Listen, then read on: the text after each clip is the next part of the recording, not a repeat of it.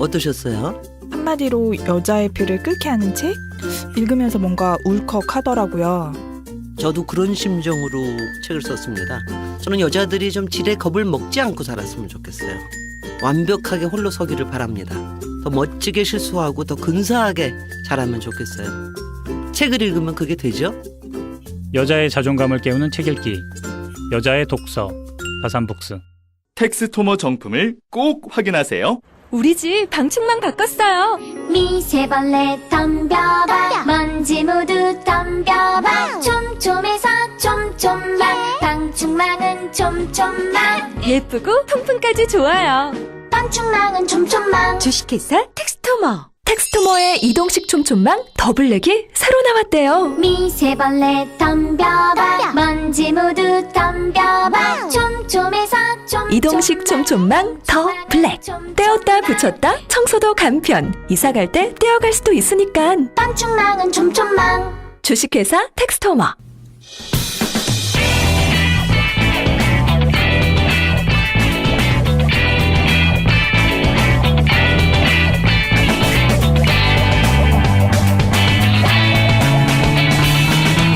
김어준의 뉴스 공장.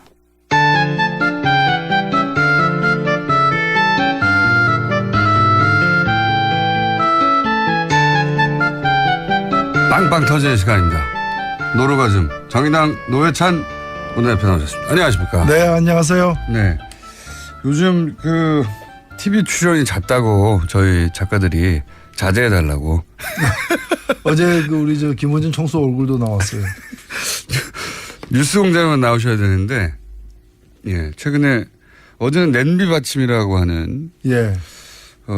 예능 프로그램에 나오셔가지고 지나치게 빵빵 터트려서, 네. 여기서 한 내용이 또 그게 재방송됐어요. 잘못됐습니까? 예, 이게 원청이고 이게 하청인가 뭐 그렇게 되는. 여기서만 터트리셔야 되는데 딴 데 가서 터트리셨다고.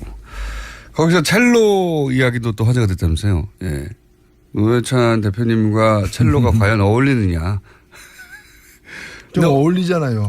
둘 다 크잖아. 이렇게. 첼로도 얼굴이 큰데. 예. 모르시는 분들은 제가 알려드리겠습니다. 어린 시절부터 첼로를 하셨다고. 네. 첼로를 아직도 잘 하십니까? 요즘에는 뭐 한 지가 좀 되죠, 이제. 그래도 어떤 곡 정도는 할 수 있다. 뭐 내가 마지막으로 첼로 한 게 방송 탄 게 거의 이제 한 10년 더 됐어요. SBS에서 한번. 직접? 예. 그때 연주하신 곡이 뭡니까? 그때 그냥 조그만 소품 가지고 했죠. 노래. 솔베지 송이라고. 예. 예. 다음 시간에 첼로 한번 들고 나오시면. 안 만진 지 오래됐습니다. 예. 그러면은, 이번 주 좀 만져보시고요. 다음 주에 연주를 할 만큼 예, 손가락이 굳지 않았는지 확인하신 다음에 한번 해주시죠. 다음 주에. 뭐 공장장께서 정의당 입당하면 제가 환영의 의미에서 한 곡 연주하겠습니다. 아니 이 코너가 워낙 인기 있기 때문에 그러면 한번 해주시는 것으로 한번 검토해 주십시오. 검토해 주시고 첼로. 아니면은 저희가 이제 9월 20 며칠에 1주년 공개 방송을 하거든요. 네. 네. 그때 나오셔서 한번 연주를 해주시든지요. 한 달 정도 남았습니다. 그 잘한 사람 부르죠. 뭐. 아니 이제 잘 못하시면 더 좋죠. 이 정도 가지고 첼로를 한다고 그랬냐고 막 저희가 화를 내고. 자 어쨌든 조만간 저희가 노회찬 대표님의 첼로 연주를 네, 직접 들어보는 것으로 이렇게 일방적으로 선언해 놓겠습니다. 골목 상권 침해 안 하는 걸로 하겠습니다. 자, 이번 주도 한 주도 많았습니다. 우선 오늘 저희가 김명수 대법원장 후보자 지명에 대해서 김명수 대법원장이 후보자가 어떤 분이냐고 이정렬 전 판사 같이 활동한 얘기 여쭤봤었더니 차분하고 굉장히 친화력이 높은데 사법개혁 의지는 아주 높은 분이다. 네. 이렇게 표현을 하셨던데. 네, 아주 존경받는 판사고요. 평생 재판만 본인 말대로 31년간 예. 평생 재판만 한 분이에요. 그러니까요. 예. 재판만 한 분이고 굉장히 이 평판이 좋은 분입니다. 그리고 굉장히 강직한 분이고요. 그래서 당연히 대법관 후보도 돼야 되는 분인데 예. 사실 대법관 후보에 거론됐지만 최종 후보에는 빠진. 그래서 어찌 보면은 지금 그 양승태 대법원장에 의해서 대법관이 안 된 사람 이렇게 평가해도 됩니다. 그러니까 어찌 보면 대법관을 이제까지- 건너뛰고 대법원장이 되신 첫 번째 사례예요. 그런데 그거는 대신- 건너뛰었다고 볼 수 없는 것이 예. 우리나라 관례가 뭐 세계적으로 보더라도 좋은 관례는 아니거든요. 미국 같은 경우에는 대법원장이 대법관 아닌 사람이 바로 됩니다. 예. 예, 그렇기 때문에 뭐 대법관 아닌 사람은 대법원장 될 자격이 없는 것도 아니고요. 그리고 오히려 그간의 그 대법원의 잘못된 관례로부터 자유로운 분이다. 그게 물들지 않고 거기에 공범으로서 이렇게 일조하지 않은 그런 어떤 강점이 있다고도 볼 수 있기 때문에 그건 아무 문제가 안 된다고 봅니다. 기수도 확 낮아질 거라고 얘기들 하던데. 근데 지금 대법관 중에는 이 김명수 대법원장 내정자보다 더 낮은 사람들이 있어요. 세 분이가 있는 것으로. 예. 더 낮은 사람이 있기 때문에 별 문제가 안 되는 거죠. 네. 그렇지만 기수가 더 높은 9분이 있지 않습니까? 예. 그러니까 본인보다 기수가 높은 사람이 9분이나 대법관으로 있고. 근데 우리나라 헌법에 예. 이 재판관은 재판을 법과 양심에 따라 하는 것이지 기수에 따라 한다 이런 말은 없어요. 그러니까 기수 높고 낮음이 그냥 인간적 예의라거나 그 정도로 끝나야지 재판하는데 영향을 미쳐서는 안 되는 거죠. 맞는 말씀입니다. 근데 이제 그런 사례가 처음이라는 거죠, 지금. 예. 처음. 근데 그걸 파격이라고 볼 수 있는데 예. 지금은 사실 파격이 필요한 시점이다. 저는 그렇게 보고요. 예. 우리나라 이 사법 신뢰도가 OECD 가입 국가, 회원 국가 중에서 제일 낮아요. 그러면 이렇게 낮은 신뢰도를 계속 그간의 관행, 그간의 전통을 이어가면서 이 낮은 신뢰도를 유지할 거냐, 이 낮은 신뢰도를 정말 파격적으로 한번 극복해 나갈 것이냐, 그 후자가 돼야 되는 것이고 그런 점에서 이 김명수 이 후보자 지명이 저는 장고 끝에 묘수고 호수다, 악수가 아니다 이렇게 봅니다. 이걸 뭐 사법 구데타다. 저는 사실 그분들 해본 게 구데타밖에 없기 때문에 부처 눈에 부처가 보인다고, 부처만 보인다고, 뭐 눈에는 뭐가 보이고 부처 눈에는 부처만 보인다고 좀 충격적이면 다 구데타야. 참고로 권성동 의원이 정치적 중립성이 의심되는 사람을 대법원장에 지명한 것은 사법 구테타라고 이렇게. 정치적 중립성이 의심되는 거는 현 양승태 이 대법원장 체제예요. 원세훈 그 전 국정원장을 갖다가 그 무죄 판결하고 이런 게 누굽니까? 그렇죠. 네. 그런 사람들이 정치적 중립성이 의심되는 거죠. 매우 양심적인 사람 보고 양심이 편향돼 있다. 이렇게 얘기할 수 있어요. 어쨌든 사법 구테타라고 비판을 했습니다만은 노회찬 대표님은 구테타밖에 해본 적이 없어가지고 구테타라고 표현한다고. 예. 그리고 정치적 중립성이 의심되는 그런 건 어떤 건가 하면요. 이 대법원에 보면은 법원 행정처라는 이제 우리 그 행정부로 치면 내각과 같은 기구가 있습니다. 예. 인사도 하고 하는 거. 법원 행정처장은 대법관 중에 한 명이 그걸 맡아서 합니다. 그래서 실무는 누가 하냐면 차장이 합니다. 법원 행정차장. 이 법원 행정처 차장을 거치면은 대법관 승진의 1순위예요. 엘리트 코스. 엘리트 코스입니다. 이 법원 행정차장 임종헌이라는 사람이 그만뒀는데 이 사람이 2016년 1년 동안에 우병우 민정수석과 수시로 빈번하게 통화한 내역이 검찰에 의해서 특검에 의해서 확인됐어요. 아니 이 법원 행정처 차장은 주로 어떤 사람인가 하면은 대법원장의 정치적 비서실장입니다. 대법원장의 정치적 비서실장이 대통령의 비서실장 격인 민정수석과 빈번하게 수시로 뭐 연인 관계도 아닌데 부부 관계도 아니고 친구 관계도 아니고 사업하는 관계도 아닌데 이 양쪽 대법원장의 비서실장과 청와대 민정수석이 그렇게 빈번하게 통화할 이유가 뭐가 있습니까? 그러니까요. 이게 재판을 가지고 거래를 하고 법원 인사에 영향을 미치는 그런 내용이 아니라면 이렇게 통화가 잦을 이유가 없는 거거든요. 이런 게 정치적 중립성을 현저하게 해친 그 증거가 되는 겁니다. 그런 걸 안 하기 위해서 그런 걸 평생 안 해본 사람을 갖다가 임명을 했는데 그리고 이 김명수 그 춘천지방법원장을 지낸 분은 춘천지방법원장을 하면서도 다른 법원장과 달리 재판을 갖다가 누구에게 어떤 사건을 맡기고 하는 일을 법원장이 지시를 하지 않고 서로 토론해가지고 정했다고 합니다. 저는 그런 데서 이미 드러난 딱 지금 시기에 꼭 알맞는 그런 인사다라고 생각됩니다. 기자들 만나러 지하철 타고 왔다고 해요. 네. 그거는 제가 볼 때는 그 굉장한 어떤 그분이 그냥 뭐 교통비 아끼려고 그렇게 한 것이 아니라 그간의 관행과 예. 관행에 이제 강하게 맞서겠다라는 의지의 표현이라고 봅니다. 자, 그런데 대법원장은 그렇지만 이제 국회 동의가 필요하지 않습니까? 네. 예. 야당이 다들 반대해버리면 어떡합니까? 통과가 될까요? 어떻게 보십니까? 통과가 되어야죠. 야당들도 저는 야당은 뭐 반대하는 게 야당입니까? 그렇지 않거든요. 그리고 그 제왕적 대통령제 고치자고 여야를 가릴 것 없이 개헌특위에서 이구동성으로 입을 모으고 있는데 그런 걸 갖다가 타파할 수 있는 굉장히 적임자가 나타났는데 그도 오래간만에 나타났는데 그럼 이 양승태 같은 지금 뭐 법원 내에 그 말 안 듣는 그게 상부의 지시에 따라서 이렇게 재판하지 않는 사람들 있죠. 오로지 법과 양심에 의해서 재판하려고 하는 사람들 그런 사람들을 블랙리스트로 만들어 가지고 차별하던 예. 그런 지금 양승태 같은 사람을 갖다가 계속 쓸 거냐 이거예요. 아무리 야당이라도 도대체 어느 나라의 야당이냐 그 분명히 밝힐 필요가 있습니다. 이 시점에 저희가 양승태 대법원장의 반론을 듣고 싶은데 섭외는 하겠지만 응해 주실지 모르겠네요. 자, 사법부 블랙리스트는 어떻게 생각하십니까? 이게 사법부 지금까지 특검이 다뤘던 블랙리스트는 청와대에서 했던 블랙리스트를 말하는 거고 사법부 내에도 블랙리스트가 있다고 그래가지고 사법부 내에서 큰 혼란과 논란이 됐죠. 예.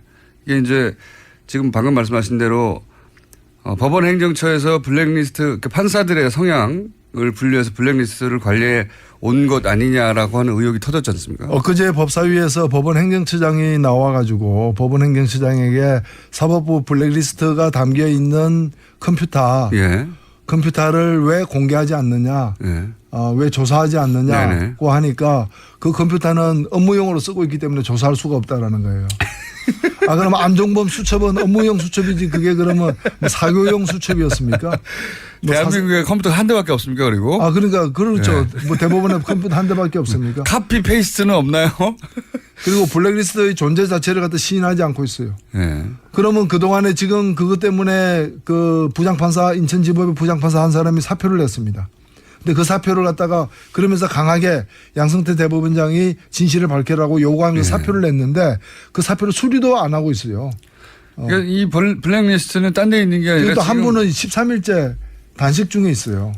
저희 방송에도 직접 현직 판사가 나와서 이 사안에 대해서 얘기한 적이 있습니다. 그러니까 그 법원 행정처에 그 특정 PC에 고스란히 들어있는데 그걸 왜 조사를 안 하냐는 겁니다. 계속해서 주장하는 바는. 탁하고 쳤더니 억하고 죽었다는 식으로 물고문 사실을 인정하지 않는 것처럼 이 블랙리스트가 존재하는 걸 인정하지 않고 있고 이걸 갖다가 공개하라고 하면서 지금 한 판사가 현직 판사가 13일째 지금 단식하고 있어요.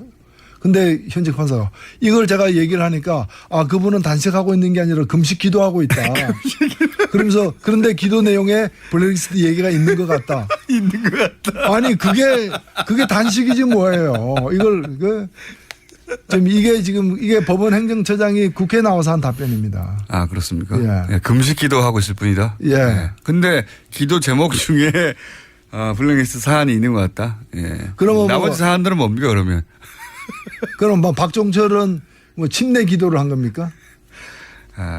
그게 이제 법원 행정처에 누가 나와서 그런 말을 한 거죠? 법원 행정처장 대법관이 나와서 한 얘기. 대법관이요? 예. 대법관이 뭐의 약자인 줄 아십니까? 뭔가요? 대단한 법관입니다. 그렇게 답변한 줄 몰랐네요. 예. 법사위 소속이시니까 직접 들어오셨겠네요. 네. 그렇게 답변을 했다고 하니 이게 편파적으로 굴러가던 양승태 대법관 체제가 구테타 체제였다 이렇게 말할 수 있겠네요. 그렇죠. 그러니까 지금 김명수 대법원장 후보자 지명은 사법민주화예요. 사법민주화를 사법 구데타라고 얘기하는 것은 그동안에 보고 들은 게 구두탑밖에 없기 때문에 그러네요. 민주화를 경험해 보지 못했기 때문에. 그러면 법사위 소속이신 게 또 하나 더 여쭤보자면 새로운 대법원장이 만약에 임명이 되면 가장 먼저 해야 되는 사법개혁이 뭡니까? 일단 지금 대다수의 판사들이 들끓고 있습니다. 네. 왜냐하면 이 블랙리스트의 존재 자체는 무슨 어떤 판결의 성향이나 이런 모든 걸 떠나가지고 법관의 양심과 독립을 갖다가 현저하게 해치는 것이거든요. 그리고 이걸로 줄 세우는 것이고요. 그리고 최근에 그 여론조사에 따르더라도 그 재판을 할 때 상부의 눈치를 본다는 거예요. 그렇죠. 판사들 네. 스스로. 네. 눈치 주기로 강요한 것이기 때문에. 네. 왜냐하면 그 결과에 따라서 진급이 좌우되는 걸 자기들도 봤으니까요. 네. 그리고 네. 승진에 또 영향을 미친다는 걸 본인들이 시인하고 있고요.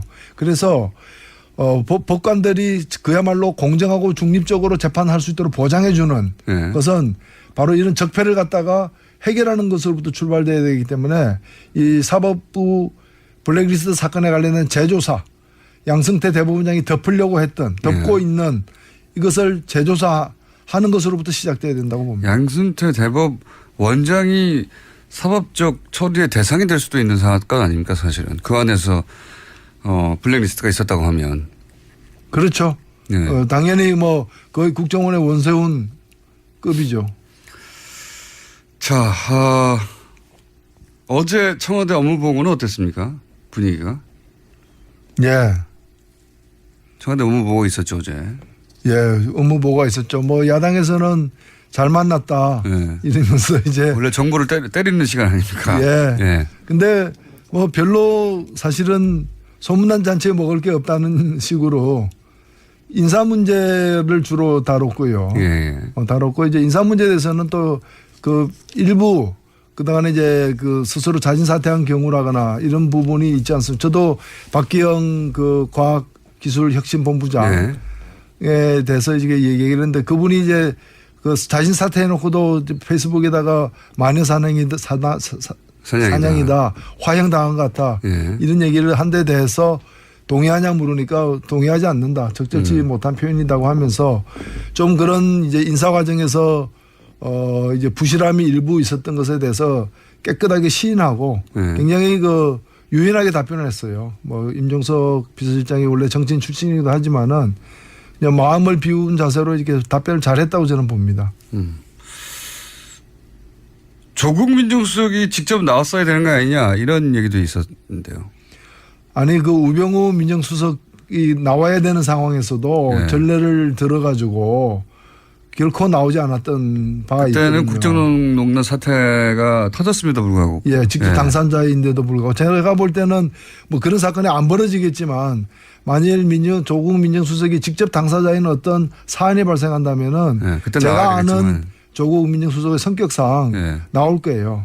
근데 이걸 갖다가 무리하게 억지로 이렇게 자기들이 만들어 놓은 관례인데도 과거에 그 문재인 민정수석 시절에는 나온 바가 있거든요. 그건 필요하다 보면은 나올 수 있는 거고 이번에도 그러리라고 보입니다. 그래서 이걸 억지로 뭐 이걸 시비 걸 문제는 아니라고 생각합니다. 근데 저는 조국 민정수석이 직접 나올 만한 사안이고 조국 민정수석이 직접 나온다고 하면 야당이 그렇게 유리할 거라고 보지는 않습니다. 그렇죠. F킬러가 등장하는 거죠. 굉장히 논리적인 분이고 준비를 철저히 해서 나올 거거든요. 예. 웬만한 공격으로는 되치기를 당하기 딱 십상인. 왜 부르려고 하는지 모르겠어요. 예. 우리 야당에 큰 도움이 안 될, 보수 야당에 도움이 안 될 것 같은데. 그냥 얘기 한번 해본 거죠. 얘기 한번 해봤는데 왜 진짜 나오냐 또 그럴 거지 뭐. 왜 진짜 나오냐. 자, 그럼 다른 당들도 한번 짚어보겠습니다. 자유한국당에 최근에 이제 토크 콘서트를 하면서 홍준표 대표가 박근혜 전 대통령 출당 얘기도 하고 또 친박 청산 얘기도 하면서 이전까지 태도가 또 한번 바뀌었습니다. 물론 뭐 대선 후보 때 한번 그런 얘기 했다가 다시 들어갔다가 대표 나올 때 그런 얘기 또 꺼냈다가 다시 들어갔다가 다시 나왔어요. 예. 이번에 이 출당 카드와 친박 청산을 꺼낸 이유는 뭘까요? 예, 아무래도 지금 그 홍준표 후보에게 표를 던진 사람들 중에 일부도 문재인 대통령 국정수행 잘한다라고 지지하는 예, 수치를 보면 그렇죠. 수치를 보면 이제 여론조사 보면 이제 그렇게 또 나오고 있고 이 상태로는 한나라당 새누리당 예. 지지층을 다 복원하기도 이제 어려운 불가능한 상황이기 때문에 박근혜와의 결별을 통해서 지방선거와 예. 다음 총선에서 기사회생하려는 그런 전술을 피는 게 아닌가. 그리고 비슷한 처지에 있는 뭐 바른정당, 예. 바른정당도 다는 아니겠죠. 일부는 또 그런 이제 고향에 돌아가는 예. 그런 이제 의도가 있기 때문에 그냥 들어가지는 없죠. 뭐 박근혜와의 결별이 있으면 약간의 이제 사과하면서 들어가는 뭐 이런 것하고도 연관되어 있지 않느냐. 지방선거 때문에라도 이렇게 보수 야당이 갈라져서 치를 수는 없고 합쳐져야 된다는 인식이 있으니까. 그렇죠. 다시. 지금 이대로 가게 되면 지방선거에서 단체장에 많아야 뭐 대구 경북만 만일 대구 경북만 건진다면은 이 지금 지도 체제가 책임을 져야 되는 상황이 올 수도 있는. 그래서 그렇죠. 이제 합당 혹은 뭐 합당까지는 아니더라도 일부 의원들이 복귀할 수 있는 여건을 마련하려고 하는 거다. 예. 그렇게 해석하시는 거군요. 그렇게 해석들을 많이 하긴 합니다.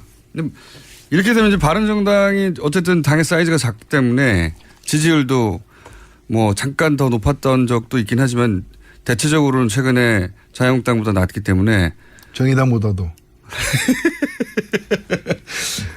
바른정당의 입장에서는 굉장히 이제 위기감을 느낄 수 있지 않습니까? 그렇죠. 뭐 바른정당은 지금 뭐 한 명이라도 빠지면 또 비교수단체가 되는 면도 있고요. 그러나 이제 바른정당 내에도 다양한 또 친국민의당인 성향도 적지만 있기 때문에 이제 복잡한 상황이지 않겠나. 당 자체가 무너질지는 모르겠으나 몇 사람은 빠져나갈 수도 있다. 이렇게 보십니까? 그런 문제가 늘 현안이 되어 있죠. 근데 뭐 그게 정당이라는 게 그렇게 쉽게 옮길 수 있는 게 아니기 때문에 그런 현상이 임박했다고 보기는 어렵지만은 선거에 다가갈수록 상당히 좀 불안감은 높아질 것이다. 어쨌든 보수 야권 전반이 그렇다 정상들. 박근혜 전 대통령 출당 카드는 그런 밑작업을 시작하는 거다. 네. 네, 이렇게 보시는 것이고. 그래서 그런지 바른정당이 이제 문재인 출범 후 바른정당의 100일이라는 주제로 스스로 자아 비판을 좀 했더라고요. 예. 예. 정의당의 100일은 또 어떻습니까? 예, 제가 사실은 그 문재인 100일 그 무렵에 8월 17일 그 무렵에 문재인 100일에 대한 소감을 얘기하면서 정치는 대통령 혼자 하는 게 아니다. 지난 100일의 한국 정치는 야당도 함께한 정치가 아니냐. 야당의 100일도 같이 평가해야 된다라고 제안을 하고 또 그 다음날 제가 좀 간략하게 야당의 100일에 대해서도 얻은 건 없고 잃은 건 민심이다. 특히 보수 야당들 이제 그렇게 평가를 했는데요. 네. 정의당의 사정도 만만치는 않습니다. 요새. 만만치 않습니다. 그러나 뭐 그 명함이 다 있는데 정의당 같은 경우에 보면은 뭐 지금 100일을 점해서 문화일보, 중앙일보, YTN 등이 한 조사에서 공이 다 3등으로 나와 있어요. 물론 이제 굉장히 한 자리 숫자의 그 부분에서 3위이기 때문에 그렇게 뭐 관략할 만한 성장을 보인 건 아닌데 괄목할 만한 성장을 보인 건 아닌데 유일하게 그 지난 5월 9일 날 대선 후보가 얻은 득표율을 유지하고 있는 곳은 정의당밖에 없어요. 6.2. 6.2. 예. 국민의당 같은 경우에는 거기는 망했죠. 최근에. 21% 얻었는데 3.3으로 떨어졌고요. 3.3으로. 예. 그게 뭐 7분의 1 수준으로 떨어진 거죠. 그다음에 자유한국당 경우에도 24를 얻었는데 8.8로 떨어지고 3분의 1 수준 떨어졌는데 정의당만 같은 걸 유지하고 있는데 문제는 이제 유지하고 있는 거는 더 떨어지지 않았다는 점에서는 다행인데 왜 이렇게 치고 올라가지 못하느냐라는 이제 한계가 있습니다. 그래서 저희들이 굉장히 이걸 부심하고 있습니다. 속을 끓고 있습니다. 그래서 지금 뭐 또 우리 새 대표 체제 하에서 또 이 하반기 좀 정책 사업들을 적극적으로 좀 펼쳐가지고 국민들의 마음을 얻는데 더 진력하도록 하겠습니다. 이해창 전 한나라당 총재가 갑자기 또 등장해서 회고를 했어요. 예, 그러면서 이제 박근혜 전 대통령과 일부 보수 정치인이 실패한 것이지 보수주의가 실패한 건 아니다. 이런 진단도 하고 뭐 이런 비판도 했는데 이해찬 전 총재의 정치를 다시 재개하기에는 이제 뭐 어렵다고 보긴 합니다. 사실은 여러모로. 뭐 보수주의가 실패한 건 아니다. 이 얘기는 점잖게 얘기를 했지만 박근혜는 실패했지만 나는 실패하지 않았다. 뭐 이런 얘기로 사실은 해석될 수밖에 없고 왜냐하면 한국에 제대로 된 보수주의가 있었느냐. 네. 수구 기득권이 있었지. 그런 걸 보수라고 얘기할 수는 없는 거 아닙니까? 보수는 그래도 나름대로 그 시대적으로 지켜야 될 만한 가치를 그런 가치를 조차도 지키려고 하는 것이 이제 보수인데 이해창 총재는 사실은 이미 시대가 지나간 거 아니에요. 이게 지금 석기 시대 그렇죠. 인물이잖아요. 예, 3번 출마하셨고 3번 다 실패하셨고. 사실 철기 시대가 돼도 일부 석기를 씁니다. 맷돌이라거나 절구라거나. 그래서 주된 생산 도구가 아니지만은 그래도 흔적이 남아서 쓰는 거거든요. 그래서 지금 시대 이해창 총재도 있을 수 있는 거죠. 이제 철기 시대의 석기처럼.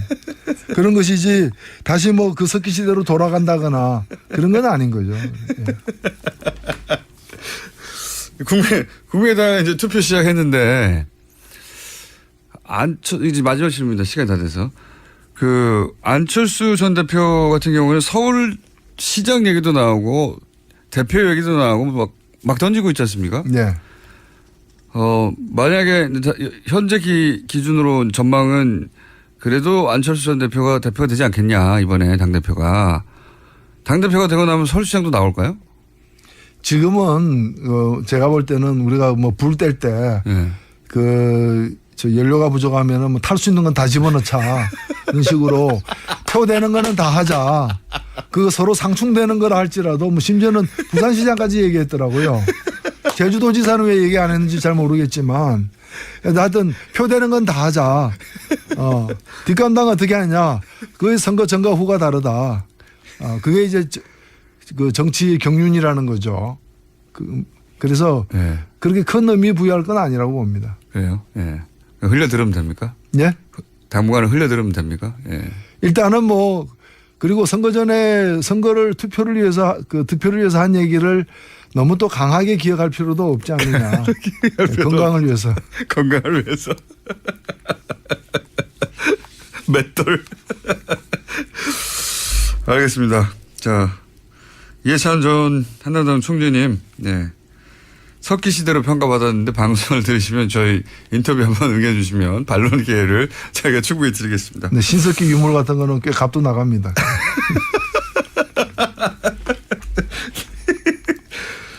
여기까지 듣겠습니다. 지금까지 정의당의 노회찬 원내대표였습니다. 감사합니다. 네, 감사합니다.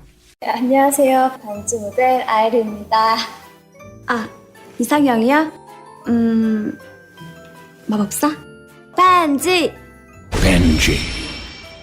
오빠는 마법사? 업데이트. 오빠 나랑 무슨 게임 할 거예요? 벤지. 오빠는 마법사? 업데이트. 네, 반지는 물론 저 아이린도 앞으로 많이 사랑해주세요. 반지! 또 떨어졌어. 너 또 입사 시험 봤어? 아니, 차량용 핸드폰 거치대 말이야. 여러 개 사봤는데 실패의 연속이야. 떨어지고 시야 가리고 운전석에서도 멀고 뭐 좋은 거 없을까? 싼 것만 찾으니까 그렇지. 제대로 된 거 하나 사서 편리하게 쓰는 게 더 낫지. 그런 게 있어? 그럼 있지. 1, 2, 3 할 때 2. 힘 세다 할 때 힘. 2 힘. 투 힘? 2배로 힘이 세다는 건가? 네이버 검색창에 2 힘을 검색해보세요. 오빠, 우리 어디 가는 거야? 정수 가지. 와, 우리 말 타러 가는 거야? 그렇게 좋아? 고민하지 말고 장수로 오세요. 온 가족이 즐기는 승마 체험과 국내 최대 규모의 말역사 체험관 등 장수에는 정말 볼 것, 누릴 것들이 넘쳐난답니다. 말의 심장 소리를 직접 느껴보는 장수에서의 하룬 여행. 장수는 항상 가까이 있습니다. 주말 여행은 장수로. 승마 체험 예약은 063-350-5486.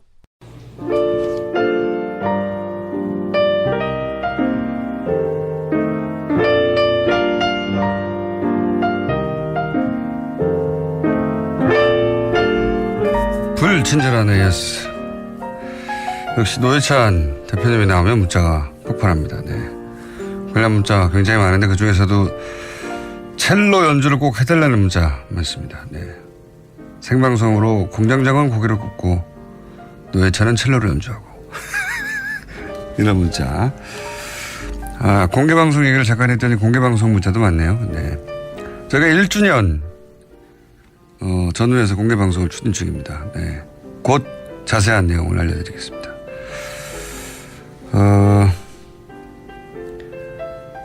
공장장의 후는 조만간인가요?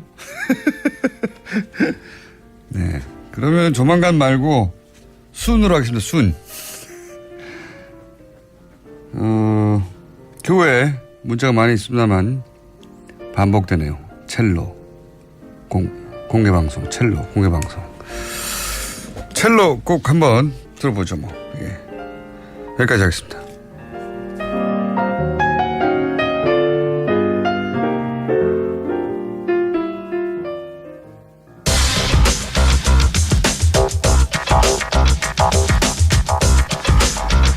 자, 시사와 개그를 짬뽕한 거기다가 과거로 양념을 친 시간입니다. 원정우 씨. 근데 오늘은 원정우 씨가 지난 시간에 얘기했었죠. 예. 99년 만에 펼쳐지는 우주쇼를 보기 위해서 미국에 간다고. 지금 현재 미국에 있습니다. 예, 직접 전화 연결해 보겠습니다. 안녕하세요. 안녕하세요. 지금 정확히 어디 계십니까? 아, 여기가요. 캘리포니아 세크라멘토에서 로스앤젤레스 가는 길목의 광활한 아몬드 밭입니다. 아몬드 밭. 네. 아몬드에 대해서 얘기 드리자면요. 아몬드 나무란 건 원래 없고요. 복숭아와 살구를 접붙인 거라고 방금 들었어요. 아, 아몬드라는 게? 어허. 네. 모르셨죠? 알고 싶지 않고요. 근데 그거는. 근데 네, 알겠습니다. 그럼 현재 그러면 밭에 서 계시는 겁니까? 밭 옆에 차를 세우고 거기서 지금 전화를 하고 있습니다. 아, 차를 세우고 차 네네. 혼자 운전해서 지금 그 개기일식을 따라가는 중이에요? 아, 절대 아니고요. 예. 저희가 과학 일식 유흥단이라고 190분을 모았거든요. 190분을 모아서. 190명을. 예. 네, 그래서 함께 버스 4대로 움직이고 있고요. 버스 4대로. 네. 한국에서 그러니까 그거를 있습니다. 그걸 보러 지금 같이 가신 분 190분이 같이 계시고 그럼 그 버스도 지금 예. 그런 대형 관광버스에 같이 계십니까? 네, 버스 4대 중에 저는 첫 번째 차에 있고요.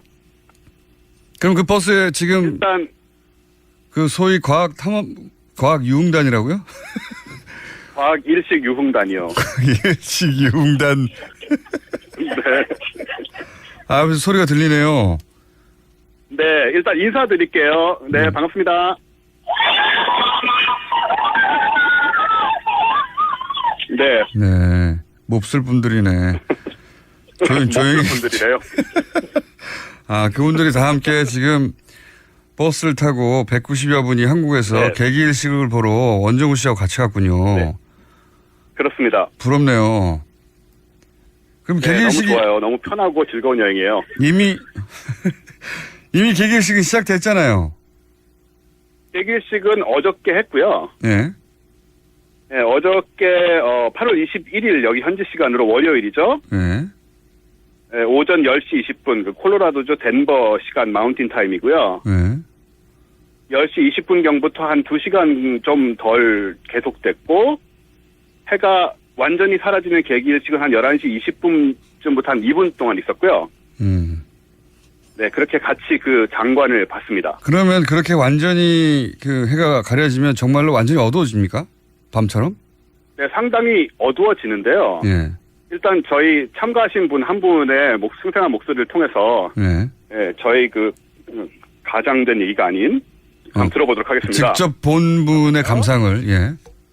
여보세요? 네. 예, 바꿔주세요, 그러면. 여보세요?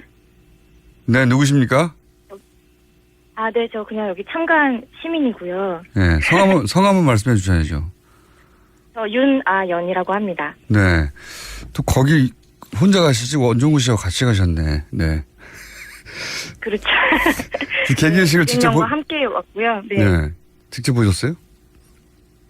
네, 보니까 다 예상하시겠지만 정말 신기했고요. 신기한 이유가 약간 너무 낯설어가지고 네. 예상했던 거와도 너무 다르게 진기한 풍경이 펼쳐지니까 네. 보고 있는데도 믿기지 않은 느낌이 좀 들었던 것 같아요. 해를 그러니까 달이 가리고 가렸다가 다시 해를 다시 보여주는 그 장면이 네. 천천히 슬로비드처럼 이게 눈에 보이는 거죠. 네, 맞아요. 그래서 동그랗던 해가 사과에 이렇게 베어문 것처럼 조금씩 사라지다가 딱 한순간 갑자기 해가 완전히 사라지거든요. 근데 그 장면을 되게 많이 보잖아요, 이미지로. 그렇죠. 근데 막상 그 장면을 실제로 보니까 네. 진짜 온몸에 이렇게 소름이 돋으면서 자연스럽게 나오는 와 하는 그 찬성이 나오는 것 같아요. 너무 좋았어요. 와 하다가 2분이 다 끝나갔어요. 정말로 어두워집니까? 얼마나 어두워집니까? 어두워지는 거는 원래 한 정말 밤하늘을 생각을 했었는데 그 정도는 아니었고요. 한 네. 초저녁 정도 느낌? 초저녁. 전체가 어둑어둑해지고 날이 선선해지고 기온이 이렇게 내려가는 걸 느낄 수가 있었어요. 본인은 와 했는데 제가 듣기로는 그걸 보고 이제 뭐 눈물을 흘린 분도 있고 그랬다고 하더라고요. 다른 분들은 어떻게 그거 받아들이던가요? 제가 보기에 200명 중에 눈물을 흘린 분은 없었고요. 다 같이 있었대요, 지금. 네. 아, 있었대요?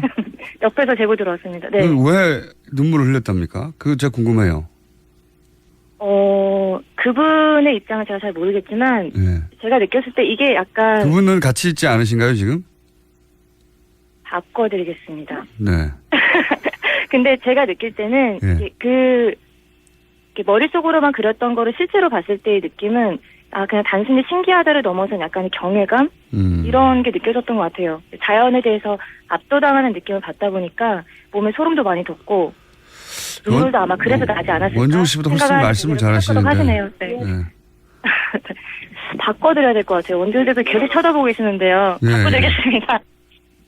네, 총수님 역시 그 여성분하고 통화를 하시니까 이렇게 놓질 않으시는군요. 그리고 훨씬 더 말도 잘하시고, 예. 훨씬 더 말을 잘하신다고요? 네. 자, 네. 이게 이제 과학을 진행해 보죠. 과학을. 이 네. 개기일식이 얼마 동안 지속되는 겁니까? 이제 다 끝난 거예요? 개기일식 자체는 2분밖에 안 하고요. 제 말은 그 미국 14개 중에 네, 끝났습니다. 다 끝났어요, 이제? 미국을 다 걸쳐서 다 지나가 버렸습니까, 이젠? 그것 자체도 거기서 뭐 한 몇 시간밖에 안 이어진 거죠. 사실 해가 통과하는 시간 동안만 된 거니까.